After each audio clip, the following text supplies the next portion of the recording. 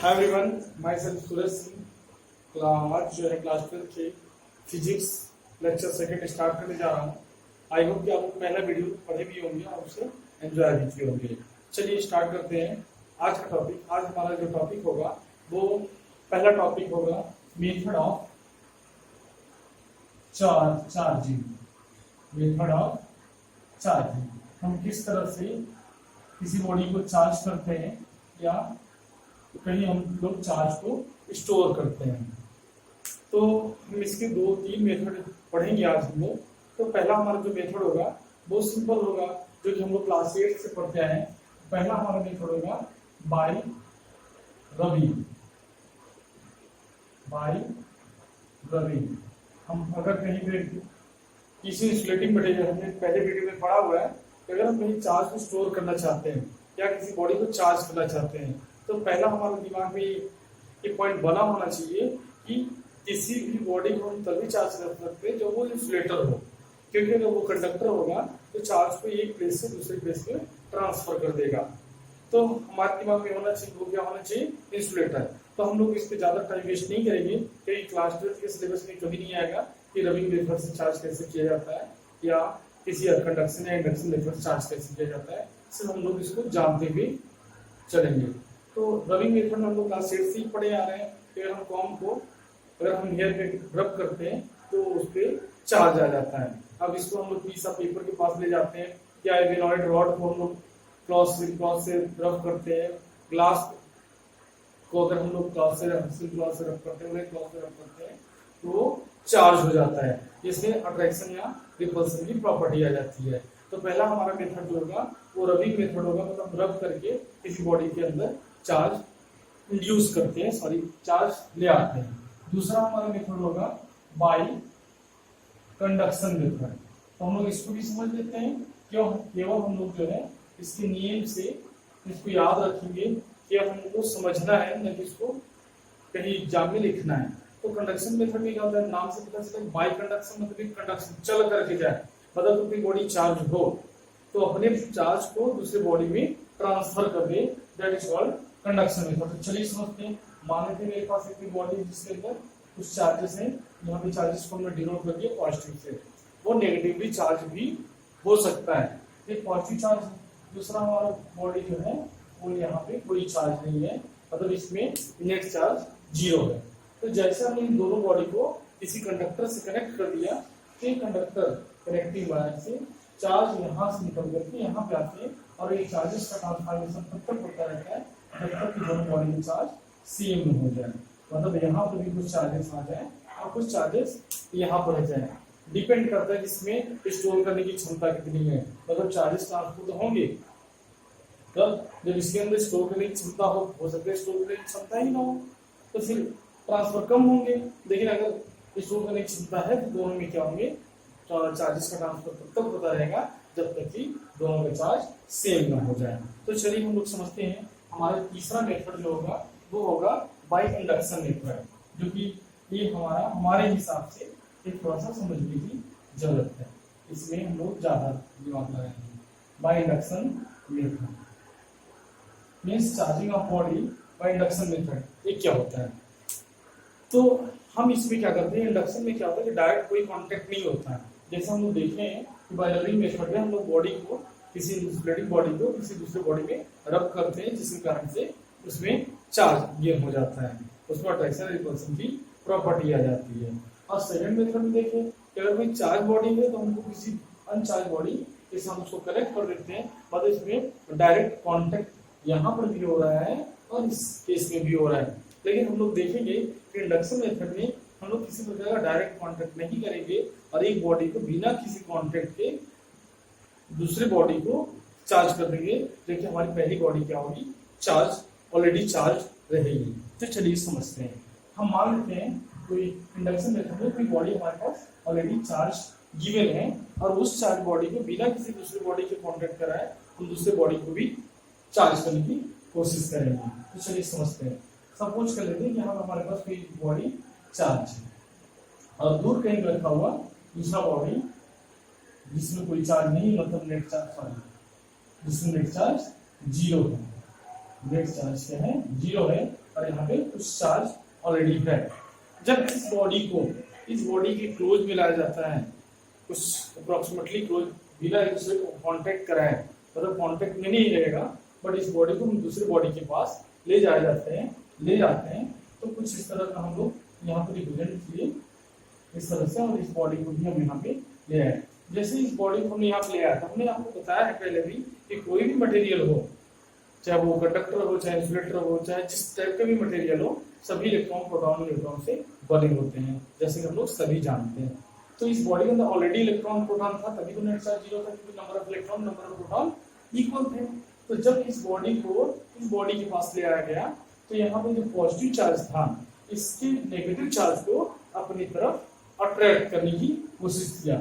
Means यहाँ पे negative charge आ गया, यहाँ पर इसके सरफेस पे नेगेटिव चार्ज आ गया। किस कारण नेगेटिव चार्ज आ गया? क्योंकि यहाँ पर पॉजिटिव चार्ज था, फिर पॉजिटिव चार्ज अपने अपोजिट वाले चार्जेस को अट्रैक्ट करने लगा, जिसके कारण से इस सरफेस पे पॉजिटिव चार्ज हो गया। लेकिन इलेक्ट्रॉन आया कहाँ से? इस बॉडी के अंदर था, जो कि दूसरे सरफेस से, इसका जो दूसरा सरफेस था, वहां से ये चार्ज इस डायरेक्शन की तरफ अट्रैक्ट हो गया। ध्यान रखिए, वो चार्ज इसको छोड़कर के आ नहीं सकता, क्योंकि दोनों में कोई कनेक्शन नहीं है, कोई कंडक्टर नहीं जुड़ा हुआ है। केवल इस चार्ज को देख करके ये चार्ज क्या हुआ, इस सरफेस पे आ गया। अब हम क्या करते हैं, तो इसका दूसरा सरफेस हम लोग ध्यान रखना, इस चीज को इसलिए हम हाईलाइट कर रहे हैं क्योंकि आगे चल करके हम लोग कैपेसिटर में हम इसे यूज करेंगे। तो फिलहाल अभी हम लोग समझते चलते हैं कि इंडक्शन मेथड में क्या करते हैं, हम अगर किसी चार्ज बॉडी को किसी अनचार्ज बॉडी के पास ले जाते हैं, और वो वहां पे क्या होता है, उसके दूसरे सरफेस पे इसके जस्ट अपोजिट चार्ज क्रिएट हो जाता है, और फिर हम दूसरे सरफेस को क्या करते हैं, इसको अर्थ से कनेक्ट कर देते हैं। जैसे अर्थ से कनेक्ट करेंगे, तो जैसा कि हमने कल बात किया था कि अर्थ के अंदर इतनी कैपेसिटी है इलेक्ट्रॉन गेन करने की या लूज करने की, कि इसमें कुछ अगर इलेक्ट्रॉन इसमें से ले भी लिए जाए या इसमें कुछ इलेक्ट्रॉन दे भी दिए जाए, तो इसमें कोई इफेक्ट नहीं पड़ेगा। तो यहाँ पे देख रहे हैं पॉजिटिव चार्ज है, जैसे पॉजिटिव चार्ज यहाँ पे है और अर्थ से कनेक्ट किया गया, वो यहाँ से अर्थ से कुछ इलेक्ट्रॉन, या फिर हम कह सकते हैं इसका जो पॉजिटिव चार्ज है वो अर्थ के अंदर चला गया, और जैसे अर्थ के अंदर चला गया, यहाँ से पॉजिटिव चार्ज गायब हो जाएंगे, और गायब हो जाने के बाद उनको हटा दिए, और फिर हम अर्थ का कनेक्शन भी कट कर देते हैं। जैसे कट कर दिए, और इस बॉडी को हम यहाँ से हटा करके कहीं और ले जाएंगे। जब इस बॉडी को यहाँ से हटा देंगे हम, तो ये बॉडी यहाँ से हट जाने के बाद इस बॉडी में नेगेटिव चार्ज जाने के लिए कोई रास्ता नहीं बचा, क्योंकि ऑलरेडी नेगेटिव चार्ज बन चुका है। अब ये नेगेटिव चार्ज बहुत हो सकेगा, इसमें स्प्रेड हो जाएगा, दोनों सरफेस में पूरी बॉडी में फैल जाएगा। तो कुल मिलाकर के हम देखिए कि हमारे पास कोई पॉजिटिवली चार्ज बॉडी थी, उसको हम किसी अनचार्ज बॉडी के पास ले आए और उसको अर्थ से कनेक्ट कर दिए, तो हुआ क्या कि इसकी कुछ चार्ज पॉजिटिव चार्ज अर्थ में चले गए और नेगेटिव चार्ज इस बॉडी के अट्रैक्शन में पड़े रहे, और जब उस बॉडी को हटा दिया गया तो नेगेटिव चार्ज यहाँ पे बने रहे, और हम अर्थ को कनेक्शन ऑलरेडी हटा दिए हैं। फिर हमारे जो दूसरी बॉडी हो, बॉडी नंबर सेकंड ऑब्जेक्ट जो है वो चार्ज हो गई। इसी प्रकार से हम लोग इसकी रिवर्स भी कर सकते हैं। कैसे रिवर्स कर सकते हैं? अगर हमारे पास कोई बॉडी चार्ज है बट वो नेगेटिवली चार्ज है, अब इंडक्शन मेथड से किसी दूसरे बॉडी को चार्ज करेंगे तो जस्ट अपोजिट उस दूसरे बॉडी में चार्ज गेन हो जाएगा। चलिए हम लोग उसको भी थोड़ा सा आसानी से समझ लेते हैं। तो चलिए देखते हैं। मान लेते हैं कि हमारे पास एक बॉडी है जिसके अंदर नेगेटिव चार्ज स्टोर है। अब ये नेगेटिव चार्ज और दूसरे बॉडी के पास कोई चार्ज नहीं, नेट चार्ज जीरो। कोई चार्ज कहने का मतलब है यहाँ पे कि नेट चार्ज जीरो, उसमें इलेक्ट्रॉन प्रोटॉन है जिसमें चार्ज तो है, बस उसका नेट चार्ज क्या है, जीरो है। यहाँ पे यह इक्वल टू जीरो है, जबकि यहाँ पे बॉडी में चार्ज है। चलिए समझते हैं, अगर इस बॉडी के पास ले जाते हैं तो क्या होगा। यहाँ से हम लोग यहाँ पे इसको नेगेटिव चार्ज दिखा देंगे और इस बॉडी को यहाँ पे ले आए। हमने आपको बताया कि इस बॉडी के अंदर चार्ज है, लेकिन नेगेटिव चार्ज होने के कारण इसका जो पॉजिटिव चार्ज है वो इस सरफेस पे आ जाएगा। इस अट्रैक्शन, इस चार्ज के अट्रैक्शन के कारण यहाँ पर जो चार्ज है वो इस सरफेस के, इस चार्ज के कारण अट्रैक्शन हो जाएगा, अट्रैक्ट हो जाएगा और इस सरफेस पे इस साइड में आ जाएगा और यहाँ पर नेगेटिव चार्ज दिखने लगेंगे। ठीक है। अब जैसे इसको अर्थ से कनेक्ट करेंगे हम लोग, यहाँ से कुछ चार्ज या फिर नेगेटिव चार्ज निकल करके अर्थ में चले जाएंगे और धीरे से हमें नेगेटिव चार्ज खत्म हो जाएंगे। फिर इस बॉडी को हम लोग हटा देंगे तो हमारा जो दूसरा बॉडी है वो पॉजिटिवली चार्ज हो जाएगा। तो हम लोग देखें कि जो इंडक्शन मेथड होता है इसलिए हम इस पर टाइम ज्यादा दिए क्योंकि इंपॉर्टेंट है और आगे चल करके भी हमको इस मेथड से किसी कैपेसिटर के बारे में पढ़ना है, इसलिए हम इसको बहुत अच्छे से दिमाग में रखते हुए चलते हैं कि बिना कांटेक्ट कराए किसी बॉडी को बिना दूसरे बॉडी के कांटेक्ट कराए हम आसानी से किसी पहले बॉडी की हेल्प से दूसरे बॉडी को चार्ज कर सकते हैं। चलिए हम लोग आगे बढ़ते हैं और आगे हमारा जो टॉपिक होगा चार्जिंग मेथड खत्म हो गया, आगे हमारा जो टॉपिक होगा वो होगा प्रॉपर्टी ऑफ चार्जेस। तो हमारा पहला प्रॉपर्टी हम लोग पहले भी देख चुके हैं, क्लास 10 में पढ़ चुके हैं और फिर से हम लोग देखते हैं कि चार्जेस जो होते हैं वो किसी बंच के फॉर्म में ट्रेवल करते हैं, मतलब गुच्छे में चलते हैं, कोई अकेले कुछ फ्रैक्शन में नहीं चल सकता, गुच्छे में होने का मतलब सिंगल भी हो सकता है। हमारा जो पहला प्रॉपर्टी है वो होता है additivity property of charge. Additive property of charge, property of charge heading डालेंगे हम लोग, property of charges, property of charges. इस प्रॉपर्टी ऑफ चार्जेस में जो पहली प्रॉपर्टी होगी वो एडिटिविटी प्रॉपर्टी ऑफ चार्ज होगा। तो पहला प्रॉपर्टी हम लोग लेंगे additivity, additive property of charge, additive property of charge.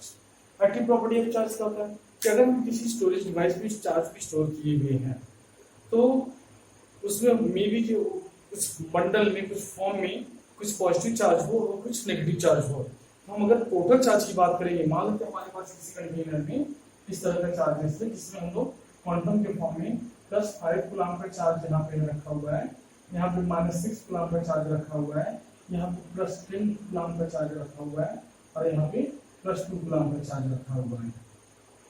तो हमने देखा इस तरह से पूरे बंडल में हमारे पास यहाँ पे चार्जेस भरे हुए हैं, लेकिन अगर हम इस बॉडी का नेट चार्ज निकालेंगे तो हम एडिटिव प्रॉपर्टी लगाएंगे, मतलब सभी चार्जेस को जोड़ लेंगे विथ साइन, जो साइन उनका जैसा भी है, तो हमारा जो नेट चार्ज हो जाएगा, यहाँ पे नेट चार्ज होगा, नेट चार्ज हो जाएगा 5 + 10 + 2 -6 हो जाएगा, 5 + 10 15 + 2 17 -6 दैट इज 11 कूलम। तो इस तरह से हम लोग देखें कि इस बॉडी के अंदर जो चार्जेस है वो पॉजिटिव के साथ भी है, नेगेटिव साथ भी है, तो अगर हम उनको जोड़ेंगे तो हम टोटल जो चार्ज निकलेगा वो हम लोग आसानी से निकाल सकते हैं। हमारा नेक्स्ट जो प्रॉपर्टी होगी वो प्रॉपर्टी होगी क्वांटाइजेशन ऑफ चार्ज। चलिए समझते हैं कि हमारा जो नेक्स्ट प्रॉपर्टी होगी, second property quantization, quantization of charge. तो चलिए समझते हैं, ध्यान रखिएगा यहाँ हम बार बार अभी बता रहे थे क्वांटाइजेशन में बंच है, मतलब जो चार्जेस होंगे वो किसी इंटीग्रल मल्टीपल के फॉर्म में ही होंगे। इंटीग्रल मल्टीपल किसके? इलेक्ट्रॉन के, मतलब कम से कम हमारे पास अगर चार्जेस होंगे एक इलेक्ट्रॉन में जितना चार्ज होता है उतने ही इलेक्ट्रॉन किसी बॉडी में गेन हो सकते हैं या फिर लूज हो सकते हैं, मतलब उतने ही चार्ज का ट्रांसफर मिनिमम हो सकता है या उसी के मल्टीपल के फॉर्म में हो सकता है। तो क्वांटाइजेशन मींस होता है यहाँ पे बंच के फॉर्म में, गुच्छे के फॉर्म में या integral multiple of charge of 1 electron. मतलब क्लास 10 में भी इसको हम पढ़ाए हैं या पढ़े होंगे, तो जो चार्जेस होंगे टोटल जो चार्ज होगा charge of 1 electron into integral multiple of it, मतलब Q = हो जाएगा या नहीं। तो इस तरह से हम लोग देखिए कि जो हमारा क्वांटाइजेशन ऑफ चार्ज है, मतलब चार्ज हमेशा जो है किसी बंडल में चलते हैं और बंडल में जो होता है वो मिनिमम चार्ज 1 इलेक्ट्रॉन के बराबर होता है और टोटल चार्ज होंगे multiple of integral multiple of charge of 1 electron होगा। हमारा नेक्स्ट है मास डिपेंड्स, हम लोग देखेंगे कि किस तरह से, चलिए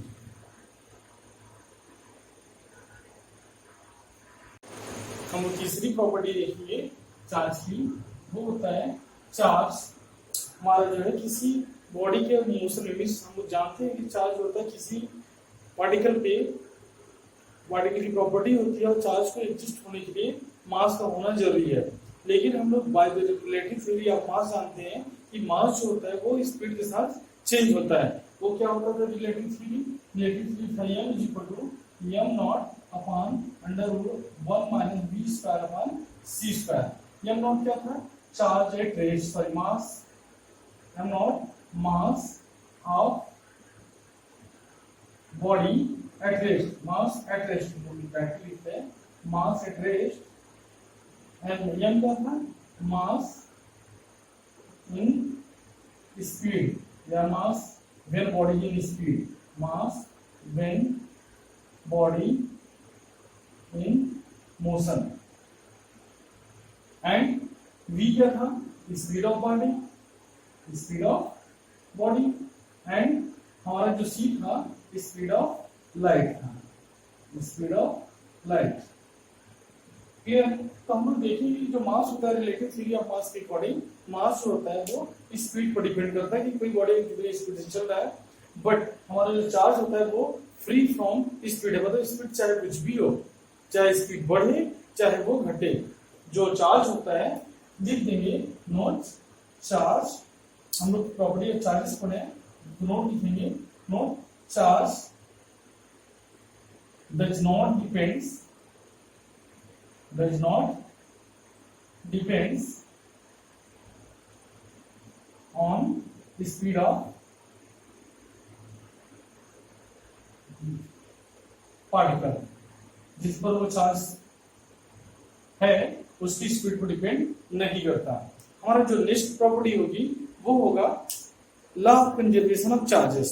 तो law of conservation of charges क्या है? अगर कोई बॉडी चार्ज है, वो बॉडी अपने चार्ज को किसी दूसरे बॉडी में बाय कंडक्शन मेथड ट्रांसफर कर रहा है, बाय कंडक्शन मेथड, तो जो चार्जेस होगा, टोटल जो चार्ज होगा वो रिमेन्स कांस्टेंट होगा, क्योंकि law of conservation word conservation है, और जब कंजर्वेशन वर्ड आएगा इसका मतलब भी वही होगा कि जो चार्जेस होंगे वो रिमेन्स कांस्टेंट होंगे। तो चलिए समझते हैं हमारा जो चार्ज होगा वो रिमेन्स कांस्टेंट कैसे और क्या हो सकता है। हम जानते हैं कि अगर कोई बॉडी के अंदर चार्ज है, यहाँ पर हमने बताया कि 5 coulomb plus 4 coulomb minus 10 coulomb 20 coulomb, इस तरह से चार्जेस यहाँ पर रखे गए। हमारा जो टोटल चार्ज होगा यहाँ पे 20 plus 525 plus 429 minus 10 that is plus 19 coulomb का चार्ज होगा। अगर ये चार्ज किसी बॉडी में जाएगा, मे बी उसमें जो चार्जेस होंगे वो उनका जो क्वांटाइजेशन या जो बंडल होगा वो अलग हो सकता है, लेकिन जो टोटल चार्ज होगा, मतलब यहाँ पे जो नेट चार्ज यहाँ पे भी होगा वो प्लस 19 कूलम होगा। चलिए समझते हैं, अगर ये चार्ज यहाँ पे जा रहा है तो हो सकता है यहाँ पे plus 7 coulomb plus 9 coulomb, may be plus 10 coulomb, हो गया 9 प्लस 7 16 प्लस 10 26 माइनस 7 कूलम। इस तरह से हमारे जो चार्जेस होंगे वो टोटल चार्ज में कोई चेंजेस नहीं होगा। अगर वो कंडक्शन मेथड से चार्ज इस फॉर्म में यहाँ जा रहा है, यहाँ पर जो नेट चार्ज जो यहाँ पर था वही नेट चार्ज यहाँ पर होगा। अब हम आज का जो लास्ट टॉपिक पढ़ने जा रहे हैं वो पढ़ने जा रहे हैं एनिहिलेशन, मींस कंप्लीट डिस्ट्रक्शन। तो चलिए समझते हैं एनिहिलेशन क्या होता है। एनिहिलेशन मींस होता है यहाँ पे चार्जेस का पूरी तरह से खत्म हो जाना या फिनिश हो जाना, डिस्ट्रक्शन हो जाना मतलब समाप्त हो जाना। तो चलिए समझते हैं एनिहिलेशन, जो वर्ड है एनिहिलेशन। आज और कल का जो वीडियो था वो नॉर्मल हम लोग चार्ज की प्रॉपर्टी के बारे में या चार्ज को भी घूम फिर करके पढ़ रहे हैं। हम लोग नेक्स्ट जो वीडियो आएगी उसमें हम लोग क्लास 12 के सिलेबस पर आते हैं, वो होगा हमारा कूलम्स लॉ से स्टार्टिंग, और उसके बाद हम लोग कंटिन्यू एक अच्छी सीरीज बना करके पढ़ेंगे। तो चलिए समझते हैं एनिहिलेशन मींस क्या होता है। यहाँ पर हम लोग चार्ज के बारे में पढ़े, क्या चार्ज कभी खत्म हो सकता है?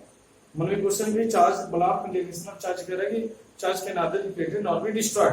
तो हमारा क्वेश्चन बनता है क्या चार्ज कभी खत्म नहीं होता? होता है। चार्ज का खत्म होना कहलाता है annihilation, means complete destruction, complete पूरी तरीके से खत्म हो जाना, कंप्लीट डिस्ट्रक्शन। कंप्लीट डिस्ट्रक्शन में क्या होता है कि जब इलेक्ट्रॉन, ये माना जाता है कि कोई भी बॉडी अगर यहाँ पे एग्जिस्ट कर रहा है तो उसका एंटी बॉडी भी ऑलरेडी एग्जिस्ट करता है। अगर वो कोई बॉडी एग्जिस्ट कर रहा है तो उसका एंटीबॉडी भी एग्जिस्ट करता है। जिस तरह से हम लोग देख रहे हैं इसमें कि कोरोना वायरस है तो उसका भी एंटी वायरस मिलेगा, फिर कुछ एंटीबायोटिक मिलेगी जिससे वायरस को खत्म किया जा सके। इस तरह से, क्योंकि हम अर्थ में जानते हैं कि जो भी चीजें एग्जिस्ट करती हैं उसका एंटीटोड्स भी अवेलेबल होता है या प्रेजेंट होता है। तो हम लोग जानते हैं कि अगर कोई चार्ज यहाँ पे एग्जिस्ट कर रहा है तो उसका अपोजिट चार्ज भी यहाँ पे होता है। तो मानते हैं कि इलेक्ट्रॉन जो होता है वो नेगेटिवली चार्ज होता है और इलेक्ट्रॉन का जो अपोजिट होता है वो प्रोटॉन नहीं होता।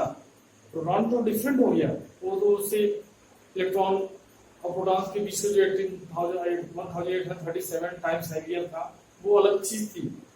तो इलेक्ट्रॉन को जो एंटी इलेक्ट्रॉन होता है उसका हम लोग उसका नाम रखें पॉजिट्रॉन। तो जब इलेक्ट्रॉन किसी दूसरे इलेक्ट्रॉन के एंटी से मतलब पॉजिट्रॉन से कंबाइंड होता है तो उसका कंप्लीट डिस्ट्रक्शन हो जाता है। मतलब इलेक्ट्रॉन को हम लोग E- से रिप्रेजेंट करेंगे। अगर इलेक्ट्रॉन E- से रिप्रेजेंट करेंगे और जब ये इलेक्ट्रॉन किसी एंटी इलेक्ट्रॉन पॉजिट्रॉन से कंबाइंड होगा तो उसका कंप्लीट डिस्ट्रक्शन हो जाएगा। क्या हो जाएगा? कंप्लीट डिस्ट्रक्शन हो जाएगा। मतलब वो उस समय पूरी तरह से खत्म हो चुके रहेंगे। इलेक्ट्रॉन यहाँ पे इलेक्ट्रॉन हो गया और ये हमारा पॉजिट्रॉन हो गया। ध्यान रखिएगा, पॉजिट्रॉन में उतने ही चार्ज होते हैं जितने भी इलेक्ट्रॉन होते हैं, बट दोनों में अपोजिट होते हैं। जिस तरह से प्रोटॉन में था कि अगर 1.6 है नेगेटिव इलेक्ट्रॉन 1.6 × 10⁻90 कूलम, तो पॉजिट्रॉन में भी उतने ही चार्ज होगा, जस्ट उसी का अपोजिट होगा। और जब दोनों रिकम्बाइंड होंगे तो हमारे दोनों चार्जेस फिनिश हो जाएंगे। इलेक्ट्रॉन पूरी तरह से डिस्ट्रॉय हो चुका रहेगा, डिस्ट्रक्शन हो चुका रहेगा और नथिंग एल्स में तो कुछ बचा नहीं रहेगा। फिर हमारे मन में दूसरा क्वेश्चन आता है, क्या चार्ज को जनरेट भी कर सकते हैं? अगर खत्म हो सकते हैं क्या जनरेट भी कर सकते हैं? यस ऑफ कोर्स, हम लोग जनरेट कर सकते हैं। कैसे जनरेट करेंगे? हम फिर से जब भी जनरेट करना होगा हम लोग जनरेट करेंगे तो एक पेयर फॉर्म में ही जनरेट होंगे। मतलब इलेक्ट्रॉन प्लस पॉजिट्रॉन जब भी ये क्रिएट होंगे वो इलेक्ट्रॉन को पॉजिट्रॉन लेकर के क्रिएट होगा।